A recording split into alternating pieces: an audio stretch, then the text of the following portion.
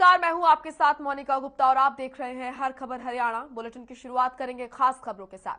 Banking विधेयक संशोधन bill 2021 के विरोध में देश के राष्ट्रीय बैंकों ने 16 और 17 यानी कि आज और कल हड़ताल का आह्वान किया है, जिसका असर हरियाणा में भी देखने को मिल रहा है। बैंकों की ये हड़ताल आज और कल यानी कि 2 दिन रहेगी। कई जिलों में बैंकों के बाहर बैंकों में निजीकरण का विरोध करते हुए प्रदर्शन कर रहे हैं कर्मचारी। वहीं बैंकों ने भी हड़ताल के चलते आमजन को परेशानी न हो इसके लिए एटीएम में पर्याप्त कैश भी डाल दिया ताकि इन दिनों किसी को भी परेशानी ना हो और कैश के लिए इधर उधर ना भटकना पड़े। वहीं अंबाला में बैंकों की हड़ताल का समर्थन संयुक्त किसान मोर्चा करता हुआ नजर आएगा। तो अलग अलग जगह से हमने आपको तस्वीरें दिखाई थी किस तरीके से बैंकों की हड़ताल का असर देखने को मिल रहा है। तो वहीं हरियाणा में खासतौर पर ये तस्वीरें आपको हम दिखा रहे हैं। हरियाणा में भी बैंकों की हड़ताल का असर दिख रहा है। बैंक कर्मचारी बैंकों के सामने हड़ताल कर रहे हैं। उनका साफ तौर पर कहना है कि उनकी जो मांगे हैं वो पूरी हो और अगर उनकी मांग पूरी नहीं होगी तो इसी तरीके से वो अपना रोष व्यक्त करेंगे। बैंकिंग विधेयक संशोधन बिल 2021 के विरोध में दरअसल बैंक जो है वो हड़ताल कर रहे हैं और इसका ये असर हरियाणा में भी देखने को मिल रहा है। राष्ट्रीय बैंकों के कर्मचारी प्रदर्शन कर रहे हैं। तो वहीं वो लोग जिनको नहीं मालूम था इस हड़ताल के बारे में बैंकों की, वो जब बैंक पहुंच रहे हैं तो उन्हें परेशानियों का सामना करना पड़ रहा है। और ये तस्वीरें फिलहाल हम आपको पानीपत से दिखा रहे हैं, जहां पर पानीपत में जो बैंक के कर्मचारी हैं वो हड़ताल पर हैं और उनका साफ तौर पर कहना है कि जो हमारी मांग है वो जल्द से जल्द पूरी हो। दरअसल बैंकिंग विधेयक संशोधन बिल 2021 के विरोध में हड़ताल कर रहे हैं कर्मचारी।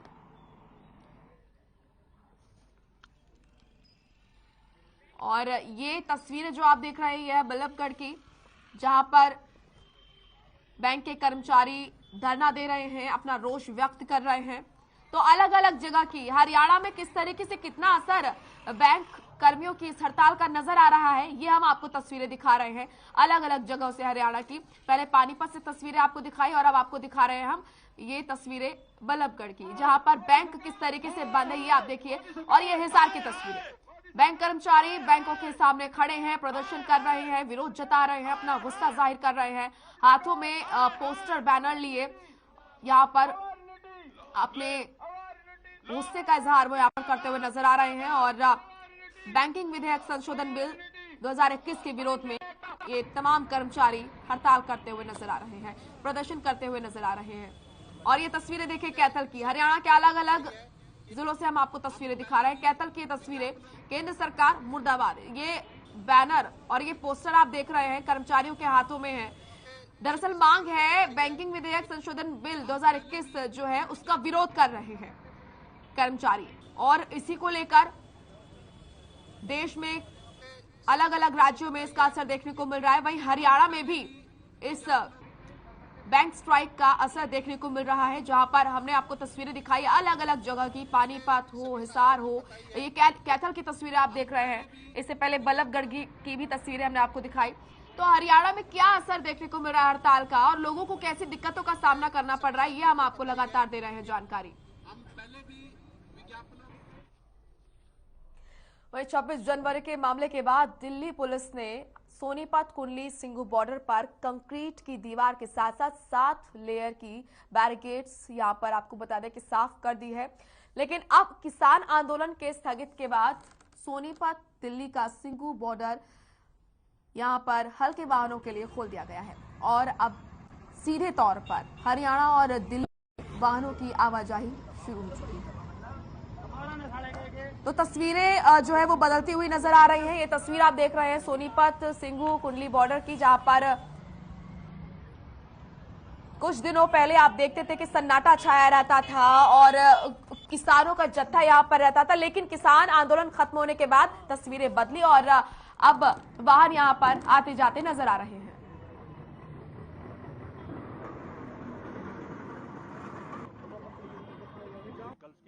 हैवी व्हीकल्स के लिए नहीं खोला है, 3 लेनें खोल दी जा रही हैं। अभी हम दिल्ली बॉर्डर पे खड़े हैं और आम पब्लिक से जनता से, कम्यूटर से, डेली पैसेंजर से हम अपील करना चाहेंगे, अपने व्हीकल्स की स्पीड और पेस लो रखें, जिससे ट्रैफिक कोई प्रॉब्लम ना आए, कंजेशन ना हो, जिससे पुलिस एडमिनिस्ट्रेशन को, ट्रैफिक पुलिस को और दिक्कत आए और आम जनता को आगे सुविधा हो। हमारी आम जनता से अपील है कि धीरे धीरे सारी चीज़ स्मूथन हो जाएंगी।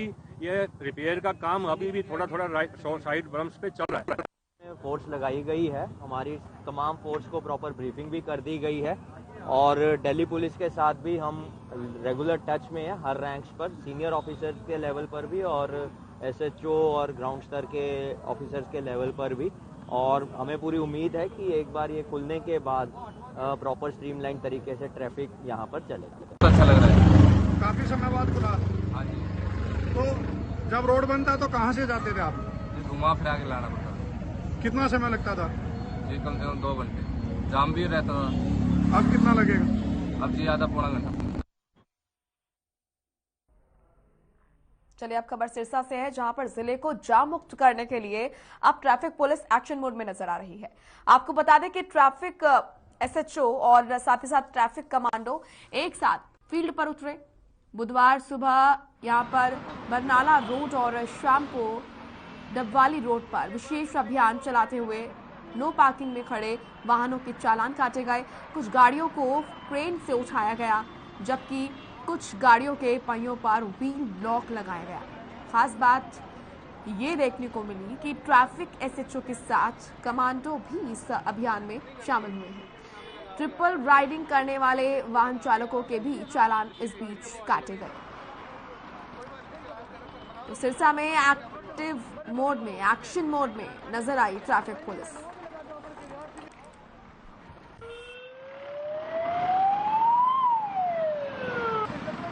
जो व्यक्ति रोड के ऊपर खड़ी करके चले जाते हैं गाड़ियों को और एक एक घंटे तक नहीं आते, और फिर क्या कहते हैं कि भाई हम अस्पताल में थे, मरीज के पास थे, लेकिन असलियत में वो दुकानदारों के पास बैठे रहते हैं। तो उनको आज हमें कुछ समय तो व्हील लॉक लगाए हैं और हमने क्रेन से भी उठाए हैं, और जिस व्यक्ति ने कहा कि भाई हम मौके पे ही चालान भर देंगे तो उनका हमने मौके पे चालान नो पार्किंग का किया है और हिदायत भी दी है कि भविष्य।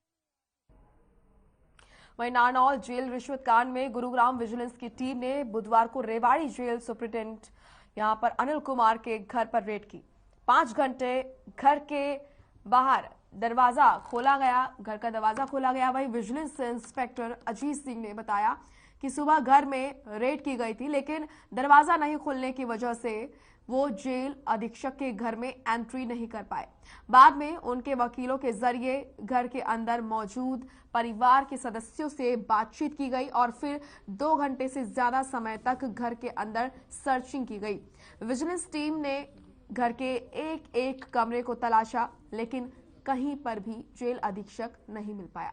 लेकिन ऐसे में सवाल ये उठता है कि 5 घंटे घर के बाहर इंतजार आखिर क्यों किया गया, जब सूचना मिल चुकी थी कि अंदर वहां पर वो शख्स मौजूद है जिसकी गिरफ्तारी करनी है, तो आखिर उसकी गिरफ्तारी क्यों नहीं की गई। और ऐसे में तमाम सवाल यहां पर उठते हैं, क्या लापरवाही की वजह से गिरफ्तारी नहीं हो पाई है?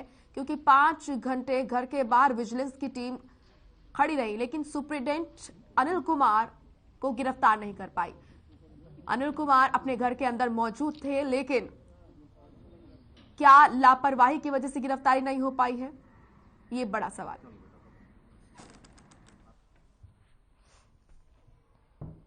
वहीं साइबर सिटी गुरुग्राम में खाकी की गुंडागर्दी की तस्वीरें सामने आई है। दरअसल प्रशासन गुरुग्राम को सुंदर बनाने के लिए अतिक्रमण को हटाने की कार्रवाई कर रहा है, और इसी कड़ी में प्रशासन अतिक्रमण हटाने के लिए गुरुग्राम के सोना चौक पहुंचा। लोगों का आरोप है कि उन्हें सामान निकालने का मौका भी नहीं दिया गया, ना ही उन्हें किसी तरह की कोई चेतावनी दी गई, और उन्हें घर को खाली करने का कोई भी नोटिस नहीं दिया गया और उनका घर ढहा दिया गया। जब लोगों ने इसका विरोध किया तो पुलिस ने महिलाओं और बच्चों के साथ मारपीट की, जिसकी तस्वीरें हम आपको दिखा रहे हैं। किस तरीके से यहाँ पर गुंडागर्दी पुलिस प्रशासन की देखने को मिली है, ये आप देखिए। महिलाओं और बच्चों पर किस तरीके से मारपीट की जा रही है इनके साथ, कैसे लाठियां भांजी जा रही है, ये आप तस्वीरों में देख सकते हैं। पहले बिना किसी नोटिस के, बिना किसी जानकारी के प्रशासन वहां पर पहुंचा और घर को ढहाने लगा, लेकिन जब वहां मौजूद लोगों ने इसका विरोध किया तो इस तरीके से महिलाओं और बच्चों पर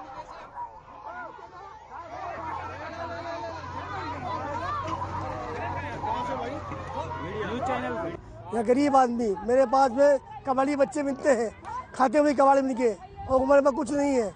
झुग्गी रोटी 3 बार, हमारे पास कोई घर मकान नहीं है। हम पिछले यहाँ पर पड़े थे बच्चों की रोटी के लिए, और कुछ नहीं है। ठंडी शाम था और कुछ नहीं हमारे पास। हम गरीब आदमी है, झुग्गी रोटी कई बारी है। झुग्गी हमारे पास क्या है बताओ? सोने का बंद क्यों करूंगा मैं?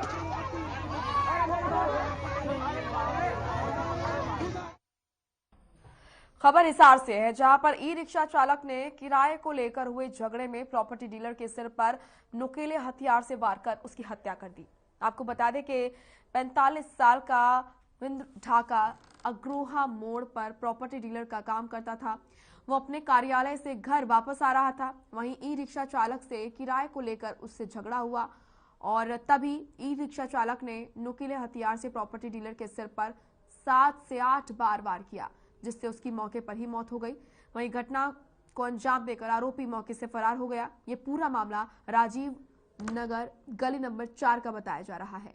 वहीं सूचना मिलते ही मौके पर पहुंची पुलिस ने शव को अपने कब्जे में ले लिया है और पोस्टमार्टम के लिए अस्पताल में भेज दिया है।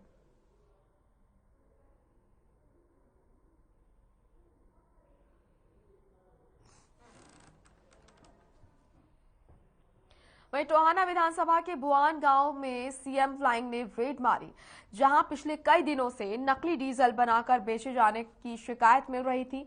और आपको बता दें कि सीएम फ्लाइंग, खाद्य आपूर्ति विभाग और पुलिस ने मिलकर रेड मारी और मौके से 1 लाख लीटर से ज्यादा तेल बरामद किया। पूछताछ में पता चला कि पिछले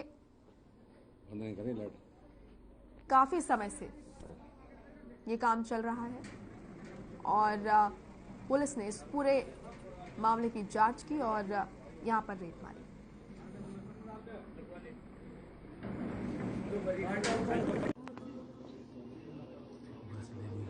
ये इसके अंदर ऐसा है जी, ये बाजार डीजल जैसा कोई तेल है, उसके संबंध में सूचना मिली है। उस संबंध के अंदर अपने सीएम फ्लाइंग टीम और खाद्य आपूर्ति विभाग और खाद्य आपूर्ति विभाग के एएफएसओ श्री एक अपना बाजार टैक्स के इंस्पेक्टर और एक अपना बाजार इंडियन ऑयल के एडिशनल मैनेजर, इनके साथ मिलके भाई यहाँ बाजार टीम के ऊपर आगे इसकी जांच करी।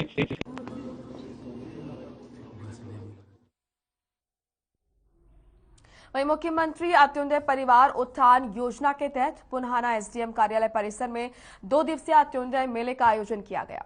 आपको बता दें कि मेले का अवलोकन नोडल अधिकारी आईपीएस डॉक्टर सीएस राव ने किया और इसमें सभी विभाग के अधिकारियों को निर्देश दिए गए कि जरूरतमंद लोगों को सही जानकारी देने के साथ ही योजनाओं का लाभ भी दें। उन्होंने आजादी अमृत महोत्सव की श्रृंखला में आयोजित अंत्योदय मेले के बारे में जानकारी देते हुए बताया कि 2 दिन में परिवार पहचान पत्र के अनुरूप चिन्हित पात्र लोगों को कई विभागों के माध्यम से दिए हुए योजनाओं का लाभ प्रदान किया गया और आगे भी किया जाएगा। उन्होंने आगे ये भी बताया कि सरकार की ओर से शुरू किए गए अंत्योदय मेले समाज के अंतिम व्यक्ति को लाभान्वित करने के साथ ही गरीबी दूर करने के लिए मील का पत्थर साबित हो रहा है।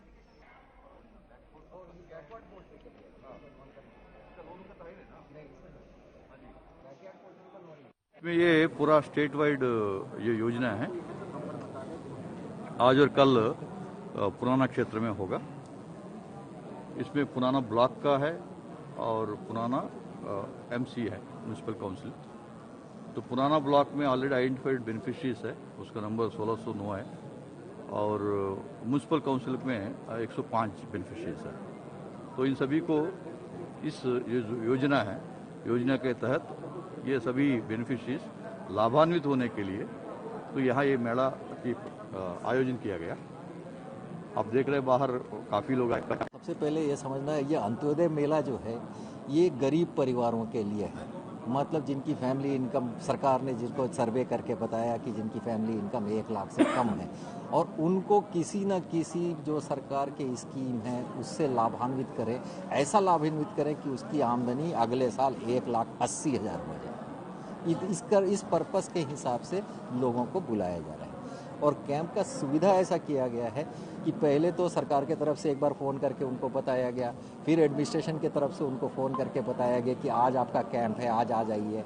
और फिर वहाँ पर हेल्प डेस्क में उनको पहले नंबरिंग नोटिंग हो जाता है, फिर काउंसलिंग डेस्क में वो बताते हैं कि आप पूछते हैं उनसे पहले कि आप क्या करना चाहते हैं, कौन सा स्कीम आपके साथ सही होगा।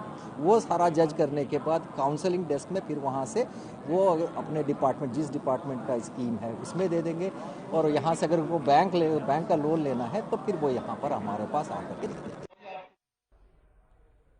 तो वहीं फरीदाबाद में गीता जयंती महोत्सव पर कई सामाजिक धार्मिक संस्थाओं ने स्थानीय प्रशासन के सहयोग से शोभा यात्रा निकाली।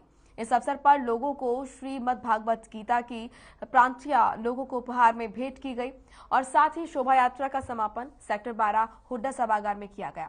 इस अवसर पर हमारे संवाददाता ने यहां पर बीडी कौशिक ने कुछ प्रशासनिक और राजनीतिक हस्तियों से बातचीत की, आपको सुनाते हैं। रेणु जी, जो गीता महोत्सव का आयोजन किया गया कैसा लगा? बोलो आप।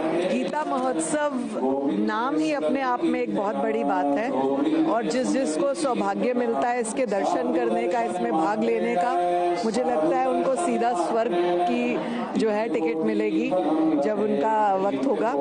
और गीता एक ज्ञान का भंडार है जिसमें से हमें बहुत कुछ सीखना चाहिए और आने वाली पीढ़ी के लिए तो ये एक एनसाइक्लोपीडिया है जिससे उनको अपने जीवन यापन की पूरी दिशाएं मिलती हैं। तो मैं कहूँगी गीता को नमन, शत प्रणाम और शाश्वत दंडवत। हमारे साथ एसडीएम हैं त्रिलोकचंद जी, उनसे बात करेंगे कि किस प्रकार से आज का प्रोग्राम ये संपन्न कराएंगे। अंतर्राष्ट्रीय गीता जयंती महोत्सव जो हमारा जिला स्तर पर मनाया जा रहा है 12, 13 और 14 को, आज हमारा इसका आखिरी दिन है जी।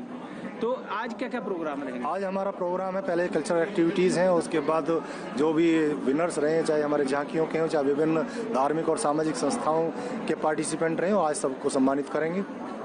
अच्छा, आज जैसे शोभा यात्रा निकाली गई थी, ये कहाँ से निकाली गई? ये शोभा यात्रा हमारी 17 सेक्टर से प्रारंभ हुई थी, तो 15 से होती हुई, 16 से होती हुई तो यहाँ पे आज पहुंची। विकास जी, आप कुछ कहेंगे? आज आप भी इसके सहभागी रहे।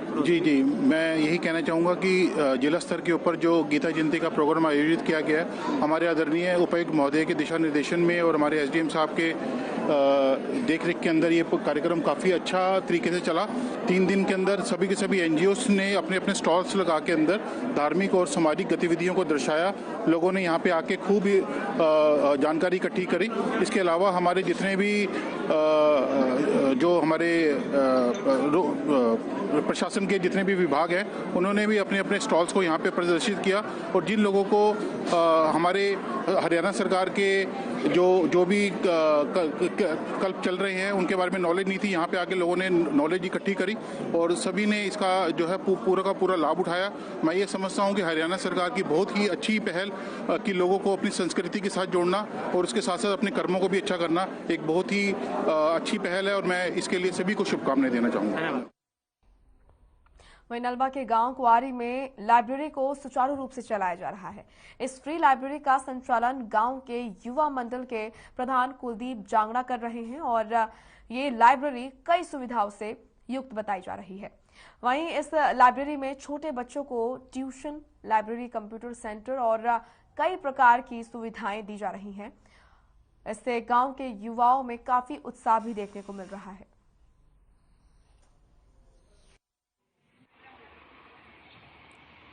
हमारे गांव में जो लाइब्रेरी है, ये सिर्फ ये लाइब्रेरी लड़कियों के लिए है और हमें ये अच्छी सुविधा प्राप्त हुई है। और ये लाइब्रेरी हमें फ्री सुविधा प्राप्त हुई है इस लाइब्रेरी में हमें, और हम इससे पाकर बहुत खुश हैं। और ये हमारे लिए एक मनोकामना की बात है कि हम इस जगह पर पढ़ के बहुत अच्छी गांव कुंवारी में काफी दिनों से एक फ्री लाइब्रेरी की शुरुआत की थी हमने, और यहाँ से बच्चे पढ़ के बहुत अच्छे मुकाम को हासिल कर रहे हैं। अभी जो हरियाणा पुलिस का रिजल्ट आया है उसमें गांव कुंवारी से करीब 10 साथियों ने जो क्वालिफाई किया है, पीछे एसआई का पेपर भी क्लियर किया था। तो बहुत ही एक सौभाग्य की बात है गांव के लिए कि यहाँ एक लाइब्रेरी की शुरुआत हुई और गांव की लड़कियों के लिए एकदम फ्री लाइब्रेरी चल रही है। वहीं प्रदेश में गिर रहे तापमान और बढ़ रही सर्दी, धुंध, कोहरे के कारण खेतों में तैयार हो रही बेमौसमी सब्जियों को काफी नुकसान हो रहा है। उसे बचाने के लिए रतिया के सब्जी उत्पादक किसानों ने नायाब तरीका ढूंढ निकाला। उन्होंने अपने खेतों में तैयार हो रही बेमौसमी सब्जियों पर पॉलिथीन की चादर डालकर सब्जियों को बचाने में कामयाबी हासिल की है। तस्वीरों में भी आप देख सकते हैं किस तरीके से किसानों ने ये तरकीब खोजी है। इस बारे में किसानों ने बताया कि अपने खेतों में मिर्च, टमाटर, बैंगन, गोभी, मटर आदि सब्जियां यहां पर बोई हुई है, लेकिन ठंड के कारण वो गलने और सड़ने लगी थी। खराब होती फसलों को देखकर उन्होंने अपने खेतों में इन तैयार हो रही सब्जियों पर पॉलिथीन की चादर डालकर उन्हें ढक दिया, जिससे कि अब ये फसल जो है वो खराब नहीं होती है। उनकी सब्जियों पर ठंड का कोई प्रभाव नहीं पड़ रहा है। इन पॉलिथीन की त्रिपाल या पन्नी के कारण अंदर का तापमान गर्म होता है, जिससे सर्दी का कोई भी दुष्प्रभाव इन सब्जियों पर नहीं पड़ रहा।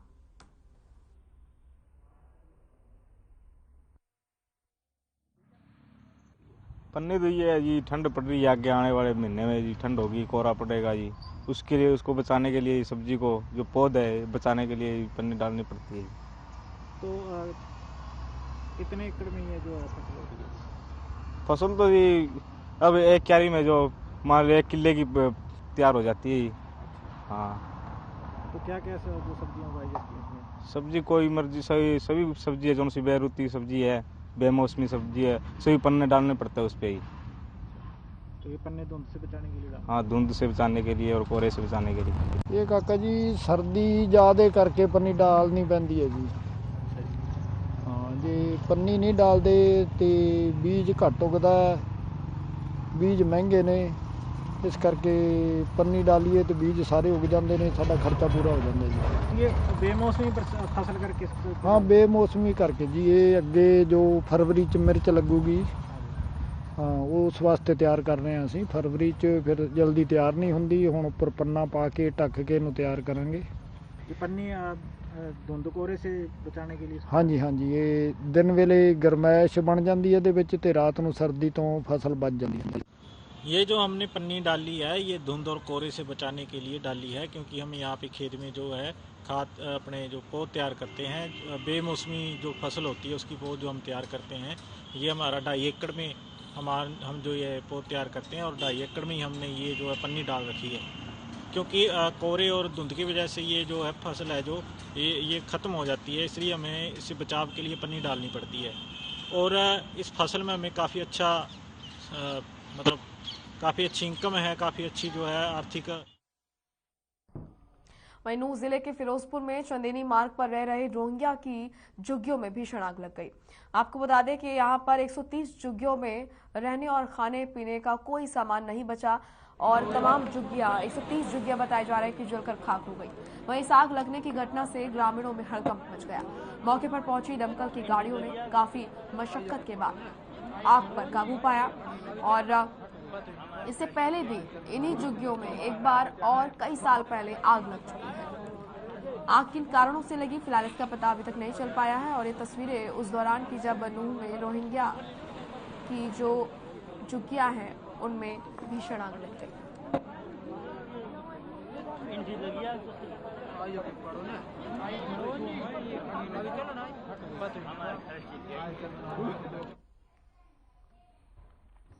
चलिए फिलहाल इस बुलेटिन में इतना ही। आप देखते रहिए हर खबर हरियाणा। नमस्कार।